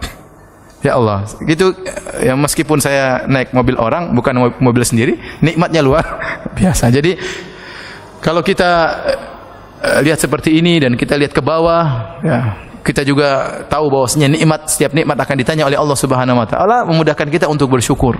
Ya. Antum bayangkan saya bisa bayangkan orang punya rumah 8. Itu gimana nanti di akhirat? Ya. Orang punya rumah 8, kemudian punya mobil 10. Gimana ditanya di akhirat? Ya kalau semuanya diperlukan enggak apa-apa, yang penting dia bisa jawab. Tapi kalau cuma dipajang aja, kapan dia sedekah buat masjid, kapan dia bangun pondok, ini harta semua akan ditanya. Pertanyaan bakalan apa? Bakalan panjang. Taib. Di antara hal yang bantu kita untuk bersyukur kepada Allah Subhanahu wa taala, berdoa kepada Allah agar kita menjadi hamba yang pandai bersyukur. Di antaranya adalah doa tatkala dubur salat, sebagaimana di akhir salat, sebagaimana kata Nabi sallallahu alaihi wasallam kepada Muadz, "Ya Muadz, inni uhibbuk." Ya Muadz, sungguhnya aku cinta kepadamu, kata Nabi sallallahu alaihi wasallam. "Fala tada'anna fi kulli duburi salat an taqul." Jangan sekali-sekali kau tinggalkan setiap di akhir salat engkau berdoa, "Allahumma a'inni ala dzikrika wa syukrika wa husni ibadatik." Ya Allah, bantulah aku ala dzikrika, untuk bisa mengingat engkau. Perlu ilham dari Allah. Wa syukrik, untuk bisa bersyukur kepadamu. Wa husni ibadatik, dan agar bisa beribadah dengan baik kepadamu. Bukan ibadah asal-asalan, bukan salat asal-asalan, pingin salat yang benar. Ngaji bukan ngaji asal-asalan, ngaji yang benar. Ya. Kita ingin ibadah yang benar. Haji bukan haji asal-asalan. Umrah bukan karena rame-ramean orang umrah ikut-ikutan umrah, enggak. Ingin ibadah yang baik. Ingin pandai bersyukur, minta kepada Allah Subhanahu wa taala. Dan renungi doa tersebut. Allahumma inni ala dzikrika. Ya Allah, tolonglah aku. Kalau kau tidak tolong saya tidak bisa, ya Allah. Ala dzikrika, untuk mengingatmu sehingga lisan kita senantiasa ingat kepada Allah. Kemana-mana kita mudah berzikir. Wa ala syukrika, untuk bersyukur kepadamu. Oleh karenanya para anbiya, para nabi dahulu mereka minta kepada Allah, ya, agar bisa bersyukur kepada Allah. Nabi Sulaiman alaihissalam tatkala mendengar semut berbicara, fatabassama dhahikan min qawliha. Maka Nabi Sulaiman pun tertawa melihat semut berbicara, melihat semut berbicara. Karena semut tersebut menghadap Nabi Sulaiman. Bagaimana dengan Nabi Sulaiman? Kata semut tersebut, udkhulu masakinakum la yahtimannakum Sulaiman wa junuduhu wa hum la yash'urun. Kata semut tersebut, ya ayuhan namlu, wahai pasukan semut, wahai yang merasa semut, ya. Ya ayuhan namlu, ini sebenarnya saya jelaskan karena semut tersebut menggunakan an-naml, kata jama' ada alif lamnya, dan dalam bahasa Arab memberikan faedah keumuman. Antum kan enggak tahu kan? Ini kaidah usul fikih. Dia mengatakan, ya ayuhan namlu, wahai seluruh semut, wahai yang merasa semut. Udkhulu masakinakum, masuklah ke rumah-rumah kalian tanpa terkecuali. Kenapa? La yahtamannakum Sulaiman wa junuduhu wa hum la yash'urun. Jangan sampai kalian keinjak oleh Sulaiman dan pasukannya. Subhanallah, semut ngomong begitu, Nabi Sulaiman apa? Dengar dan dia tertawa. Kenapa? Ini karunia luar biasa. Semut jaraknya jauh, paling tidak mungkin 2 meter, 3 meter. Dan dia ngomong, didengar oleh Nabi Sulaiman. Kemudian dia ngomong, semut aja jalan di sini, jalan di sini, ini semut di ujung, dengar Nabi Sulaiman. Kemudian semut ini ketemu Sulaiman, jadi Nabi. Dia bilang, yahtimannakum Sulaiman wa junuduhu. Jangan sampai kalian terlindas Sulaiman dan pasukannya. Kena masalah. Nabi Sulaiman tertawa. Dhahikan min qawliha, dia tertawa dengan perkataan semut tersebut. Kemudian berkata, berdoa, Rabbi auzi'ni an ashkura ni'mataka allati an'amta 'alayya wa 'ala walidayya wa a'mala shalihan tardah. Maka dia berdoa, ya Allah, ilhamkan kepadaku agar aku bisa bersyukur kepadamu dan minta agar Allah menyiapkan rasa syukur kepada beliau. Oleh kita, kalau para nabi saja berdoa agar bisa bersyukur kepada Allah, maka yang lupa untuk berdoa kepada Allah agar bisa diberi sifat pandai bersyukur kepada Allah Subhanahu wa taala. Tapi hadirin Allah Subhanahu wa taala, terakhir kita bahas tentang hal yang bertentangan dengan syukur, hal yang menunjukkan kita tidak bersyukur.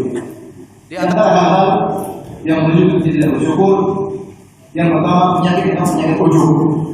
Penyakit ujub adalah ya bangga dengan diri sendiri, lupa dengan al-mun'im al-haqiqi, siapa pemberi nikmat yang sungguhnya.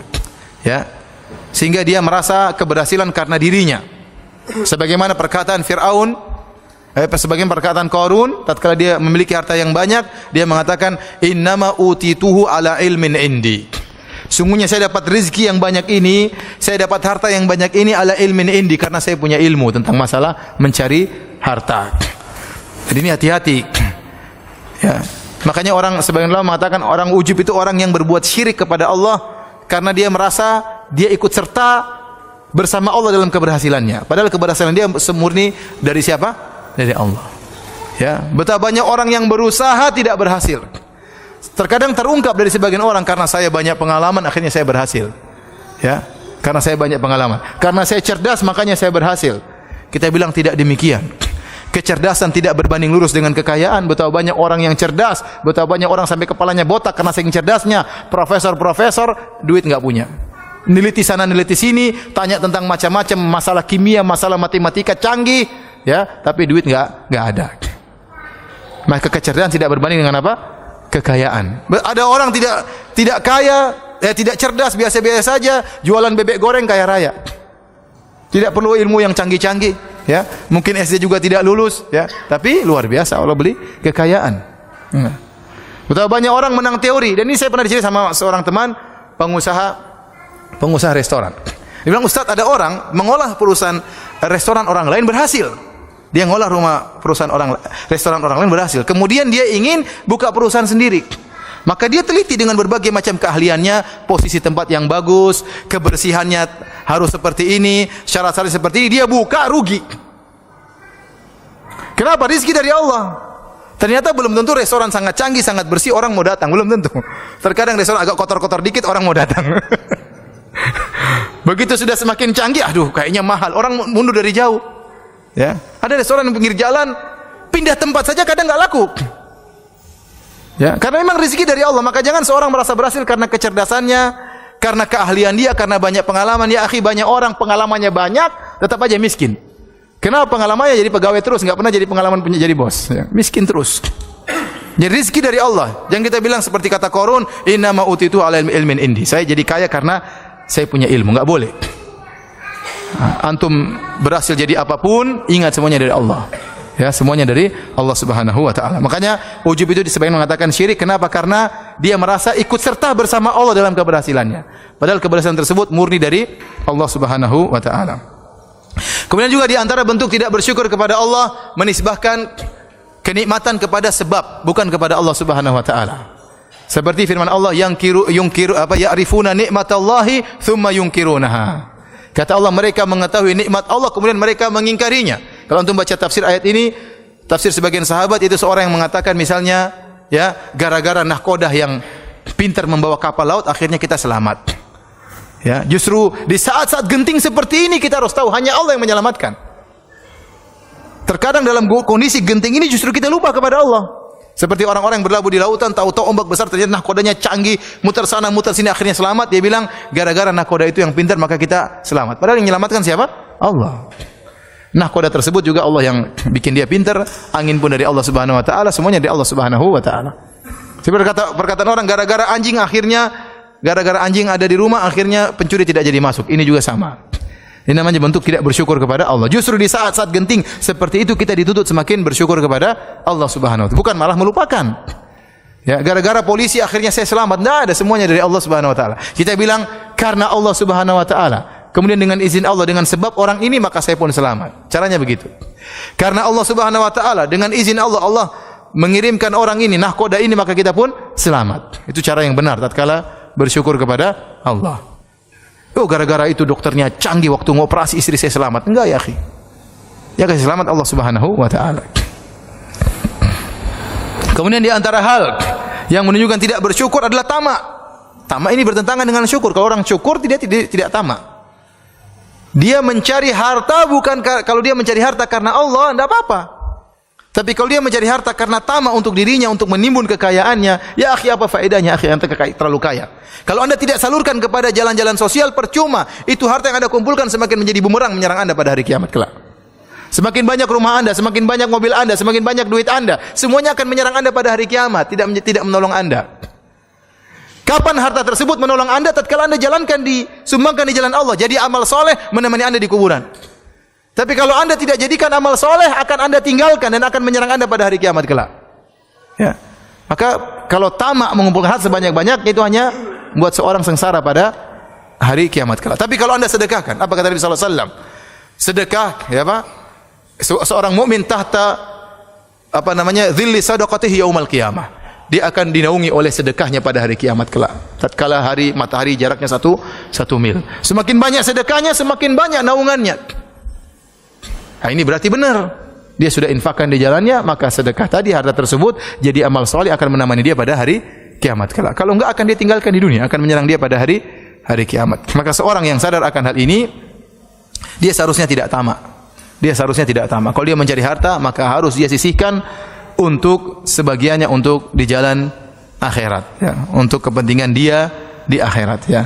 Maka seorang benar, saya sering ingatkan, seorang terkadang dia ingin safety bagi anaknya, bagi istrinya, dia belikan rumah buat anaknya, dia harus juga punya jaminan untuk dia di akhirat.